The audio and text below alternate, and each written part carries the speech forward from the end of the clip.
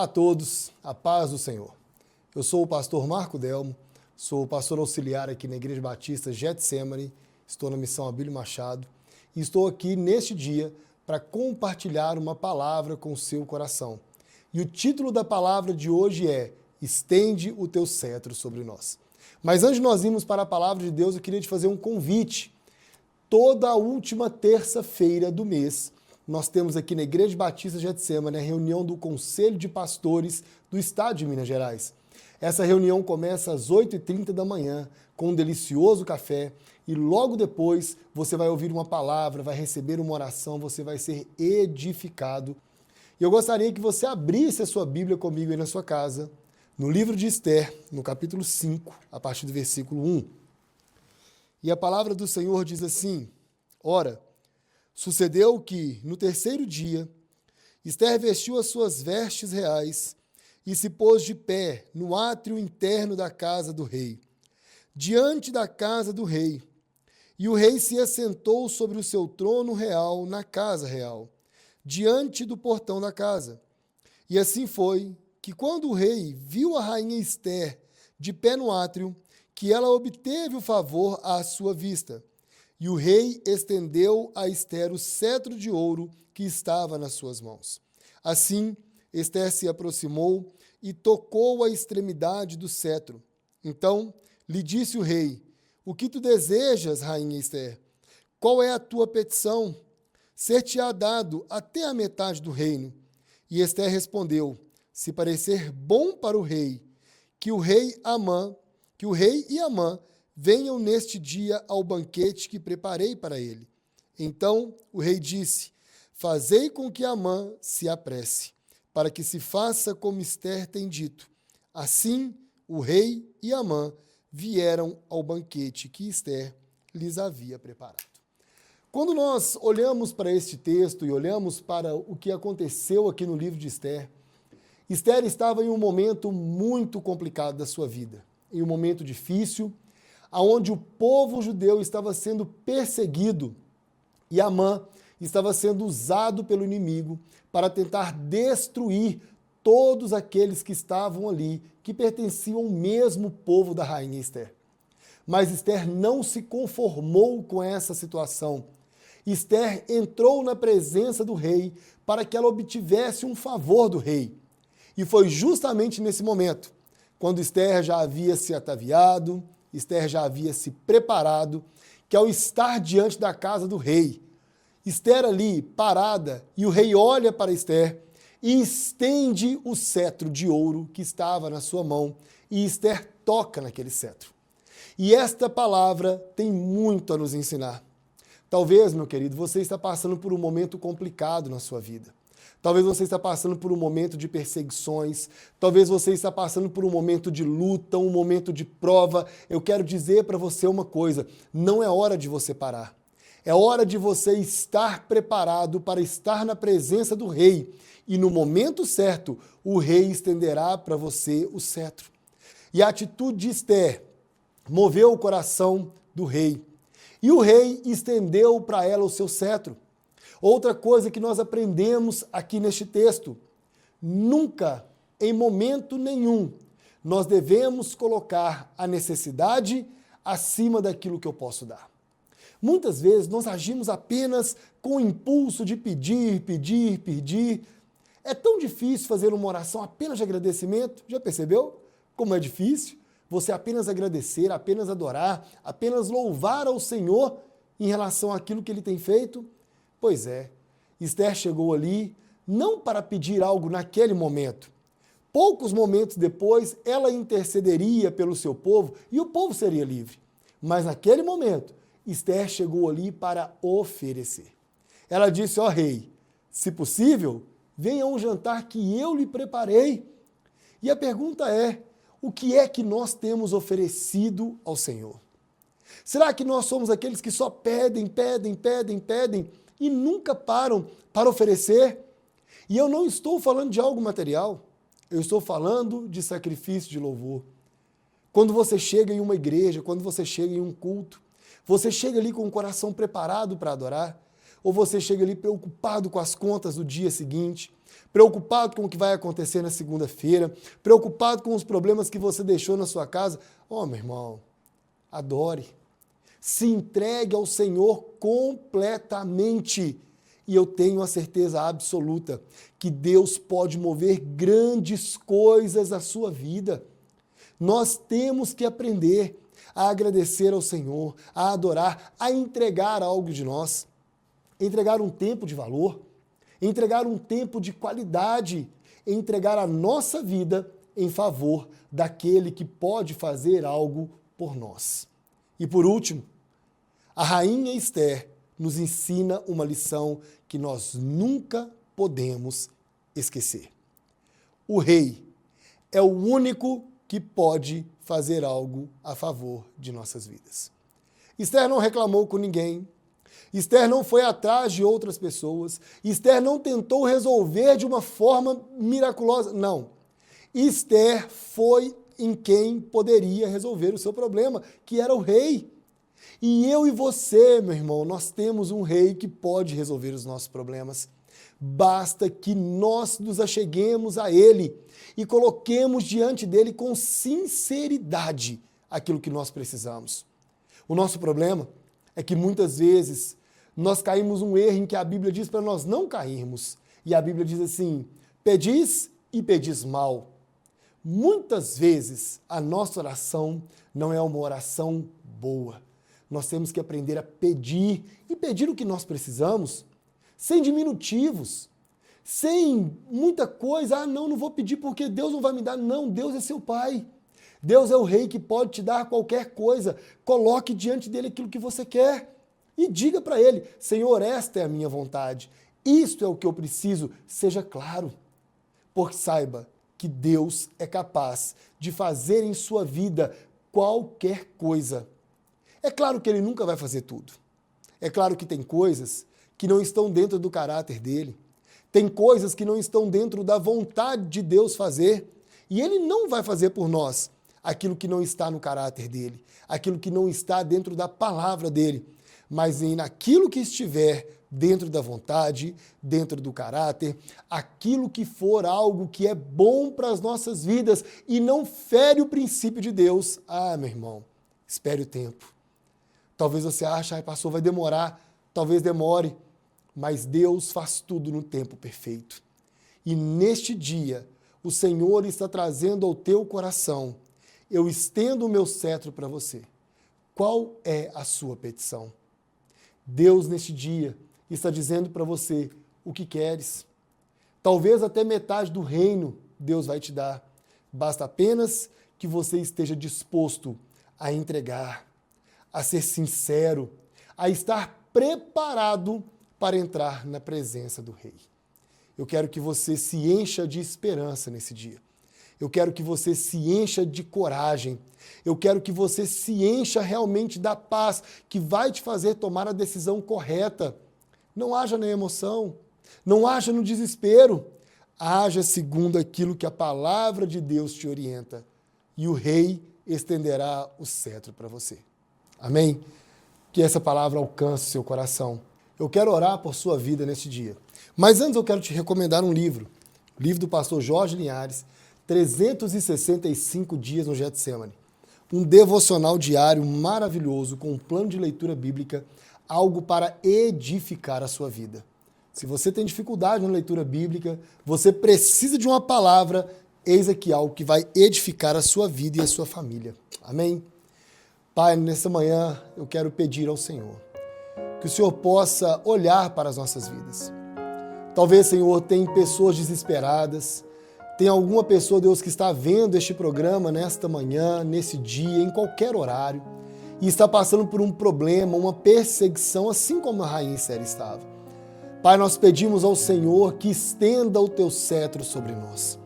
Seja lá, Pai, qual área for, se for na área sentimental, familiar, financeira, Deus, na área profissional, estende o teu cetro, para que nós possamos tocar neste cetro e merecer o favor do Rei. Não deixa, Deus, que tomemos nenhuma atitude de maneira abrupta. Não deixa, Pai, que nós tomemos nenhuma atitude fora da Tua palavra, mas nos guia e nos leva a entender qual é o Teu propósito em todas as coisas. Que nós estejamos preparados para o momento em que o Senhor estender o Teu cetro. Que nós estejamos preparados para alcançar o favor do Senhor e sermos abençoados e sairmos dessa situação glorificando e exaltando o Teu santo e poderoso nome. Nós queremos agora abençoar, Deus, cada casa com o poder que há no nome de Jesus. Amém e amém. Deus abençoe a sua vida tremendamente, que o Senhor possa estar na tua casa todos os dias, em nome de Jesus.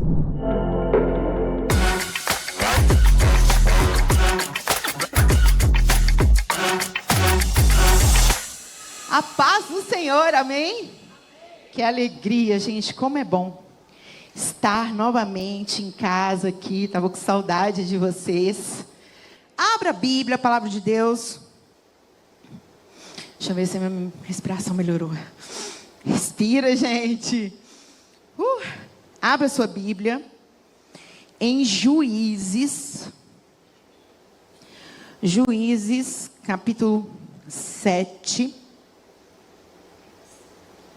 A partir do versículo 1. Ai, estou animada. Estou animada. Deus é maravilhoso. O Senhor tem ministrado essa palavra agora que nós vamos ler sobre Gideão há 1 ano na minha vida. Há 1 ano o Senhor tem me feito pensar, meditar passo a passo. E eu estava com outra palavra no meu coração para hoje, mas na hora que eu entrei no canal da minha amiga, pastora Débora, ela estava ministrando essa palavra e eu falei, é confirmação. E eu até mandei um áudio para ela brincando, falando assim, olha, qualquer semelhança, tá? É pura cópia. Estou brincando. Mas realmente eu vi como uma confirmação de Deus essa palavra. E em nome de Jesus, que os nossos corações estejam abertos para aquilo que o Senhor quer falar, aquilo que o Senhor quer exortar e aquilo que Ele quer principalmente edificar nos nossos corações, em nome de Jesus, amém? Então, Jerubbaal, que é Gideão, e todo o povo que estava com ele, levantaram-se de madrugada e acamparam junto à fonte de Arode. O acampamento dos medianitas estava ao norte, no vale do monte Moré. E o Senhor disse a Gideão, o povo que está contigo é grande demais para eu entregar os medianitas em suas mãos. Para que Israel não se glorie contra mim, dizendo, foi a minha própria mão que me livrou. Vai e anuncia o seguinte ao povo, quem for covarde e medroso, volte e retire-se do monte Gileade. Então, 22.000 se retiraram e 10.000 ficaram. O Senhor também disse a Gideão, ainda são muitos. Faze-os descer à beira da água e ali separarei os que ficarão contigo. E se eu disser, este irá contigo, ele irá. Mas se eu disser, este não irá contigo, ele não irá. Gideão fez descer o povo à beira da água. Então o Senhor lhe disse, todo aquele que lamber as águas com a língua, como faz o cão, tu separarás de um lado, e todo aquele que se ajoelhar para beber a água, colocarás do outro. Os que lamberam a água, levando a mão à boca, foram 300 homens. Mas todo o resto se ajoelhou para beber. Então o Senhor disse a Gideão, eu vos livrarei e entregarei os medianitas nas tuas mãos com esses 300 homens que lamberam a água. Mas quanto ao resto do povo, volte cada um ao seu lugar. Gideão enviou todos os outros homens de Israel para suas tendas, mas reteve os 300 que ficaram com as provisões e as trombetas do povo. O acampamento dos medianitas estava abaixo deles no vale. Naquela mesma noite o Senhor disse a Gideão, levanta-te e desce ao acampamento, pois eu o entregarei nas suas mãos. Agora, Mas se tem medo de descer, leva contigo o teu servo Purá ao acampamento e ouve o que dizem. Assim nas suas mãos serão fortalecidos para atacar o acampamento. Então ele e o seu servo Purá desceram até o posto avançado das sentinelas do acampamento dos inimigos. Os medianitas, os amalequitas e todos os outros povos do leste cobriam o vale como uma multidão de gafanhotos. E os seus camelos eram inumeráveis como a areia na praia do mar. No momento em que Gideão chegou, um homem estava contando um sonho a seu companheiro. Eu tive um sonho em que um pão de cevada vinha rolando sobre o acampamento dos medianitas.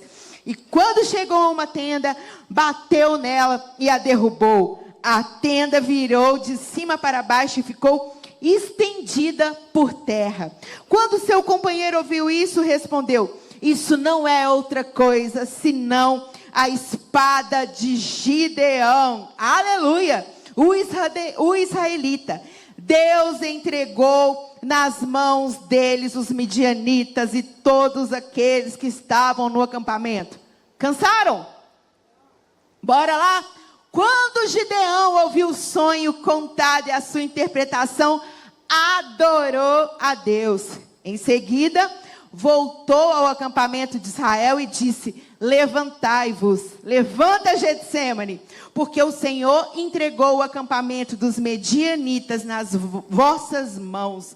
Então dividiu os 300 homens em 3 companhias, pôs trombetas e jarros com tochas acesas na mão de cada um deles. E lhes disse, já tem estratégia de guerra aí: olhai para mim e fazei como eu fizer. Assim que chegar à extremidade do acampamento, vocês vão fazer exatamente como eu. E quando vocês estiverem comigo e tocarmos a trombeta, tocais também as trombetas ao redor de todo o acampamento e gritai: pelo Senhor e por Gideão. Gideão e os 100 homens que estavam com ele chegaram à extremidade do acampamento no princípio da vigília da meia-noite, logo após as trocas das sentinelas. Então trocaram as trombetas e despedaçaram os jarros que tinham nas mãos. Assim as 3 companhias trocaram as trombetas e despedaçaram os jarros, segurando com a mão esquerda a tocha e com a direita a trombeta. E gritaram: a espada pelo Senhor e por Gideão. Olha isso, a espada, pelo Senhor e pela minha casa, pelo Senhor e pelo meu filho, pelo Senhor e pelo meu sonho, pelo Senhor e pelo meu projeto. E cada um permaneceu no seu posto ao redor do acampamento.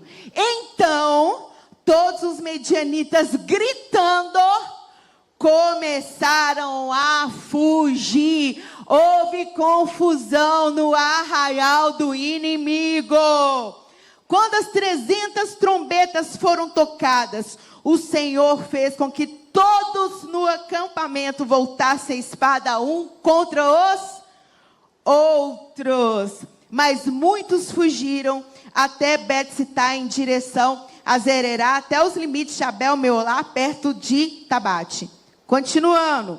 Então os homens de Israel, da tribo de Nafté, Aser e de todo Manassés, foram convocados a perseguir os medianitas. Até aí. Obrigada, Pai, porque o Senhor já nos deu estratégias de guerra aqui. Porque o Senhor já mostrou o quão grande é o teu poder, o quão grande é o teu livramento para todos nós, ó Deus, que servimos a Ti.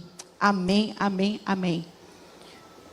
O povo de Israel, no tempo dos juízes, eles sempre estavam se voltando contra o Senhor. Nós fizemos aqui um mês do estudo de juízes na juventude e chegava a ser irritante, triste, a forma como eles voltavam as costas para Deus. E era uma coisa incrível, porque era eles se voltarem contra Deus, vinham um exército de inimigos e tomavam conta daquele povo. Eles passavam a ser subjugados. É uma coisa muito clara, muito nítida. Eles perdiam a proteção de Deus instantaneamente. E só voltava quando eles verdadeiramente reconheciam, pediam perdão a Deus e voltavam atrás. Só que isso acontecia sucessivamente no livro de Juízes. É uma coisa assim que a gente precisa realmente prestar atenção, porque entra ano, sai ano, a gente fala que vai ser diferente, mas as nossas atitudes não são diferentes, né? A gente compra planner, a gente fala que vai fazer o devocional, ou que isso, que aquilo, mas muitas vezes a gente não consegue, e os erros eles vão se repetindo. Por mais que a gente lute contra essas coisas, elas são muito possíveis de acontecer no nosso cotidiano. E eu já começo falando, a gente só consegue mediante o Espírito Santo de Deus. Nós temos que correr, buscar a presença do Senhor Jesus. Coloca aí para mim, Salmo 42, se eu não me engano, 1, 2. Como suspira a corça pelas correntes d'água, assim por ti, ó Deus, suspira a minha alma. Esse que tem que ser o desejo ardente do nosso coração. A nossa alma ter sede do Deus vivo.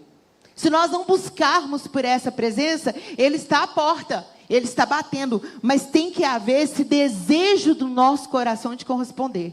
Se não existe essa entrega, se não existe essa busca, os erros, eles serão recorrentes. A gente vai entrar em tempos de glória, em tempos de vitória, mas logo depois a mentalidade volta a ser a mesma, a gente entra em tempo de escassez e de derrota. Então fica essa observação que é extremamente importante para nós. E eles estavam vivendo exatamente um período no qual eles viraram as costas para o Senhor e passaram a ser atacados pelos medianitas. Em Juízes 6, conta que os medianitas, eles chegavam no momento da colheita, quando eles iriam usufruir daquilo que eles tinham plantado. Era exatamente nessa época, na hora que eles iam colher as sementes que tinham brotado, os alimentos, na hora que eles iam usufruir das frutas, eles vinham e levavam tudo. E foi assim durante 7 anos, repetidamente. Esse é um espírito, porque todas as nossas lutas, eu já falei isso aqui, todas as nossas lutas espirituais, elas estão representadas no Velho Testamento. Então, quando fala que o povo lutava contra os amalequitas, contra os moabitas, os assírios e tal, né?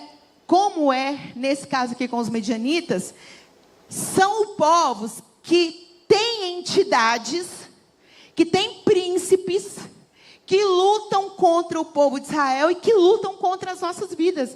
Representam as nossas lutas espirituais. Por isso que na Bíblia fala que a nossa luta ela não é carnal. Ela é contra principados e potestades que estão aqui, ó. Frequência. Está cortando aqui para tudo quanto é lado, ó. O mundo espiritual, ele é vivo. Enquanto a gente está aqui comendo, dormindo, saindo, está havendo uma luta, uma batalha, e anjo nos guardando, e vem espíritos, e aquela, como que eu posso dizer? Aquela movimentação no mundo espiritual. É por isso que a gente ora, o Salmo 91, o Salmo 23, pedindo ao Senhor que Ele venha nos guardar, que Ele venha nos levar, né, para lugares de refrigério, de descanso. Mas a luta espiritual, ela está vindo.